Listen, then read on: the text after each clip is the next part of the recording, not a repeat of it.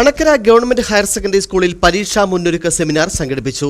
+2 പരീക്ഷയ്ക്ക് ഒരുങ്ങുന്ന വിദ്യാർത്ഥികൾക്ക് വേണ്ടി നടന്ന സെമിനാറിൽ പ്രശസ്ത പരിശീലകൻ ഷിജോ സക്കറിയ ക്ലാസ് നയിച്ചു.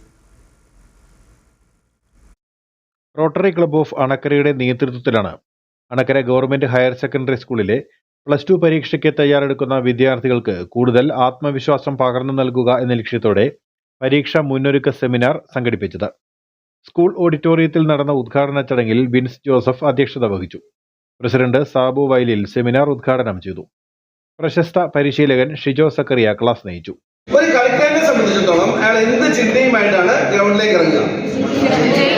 ജയിക്കണം. ആര് ജയിക്കണം? എന്റെ ടീം ജയിക്കണം. ഏതൊരു കളിക്കാരന്റെ മനസ്സിലുള്ള ചിന്ത എന്റെ ടീം ജയിക്കണം എന്നുള്ള ചിന്തയാണ്. ഈ ഒരു ബെസ്റ്റ് പ്ലെയർ ആണെങ്കിൽ, ഒരു മികച്ച കളിക്കാരനാണെങ്കിൽ ഈ ചിന്തകളോട് മറ്റെന്തുകൂടെ ആഡ് ചെയ്യുന്നുണ്ട്.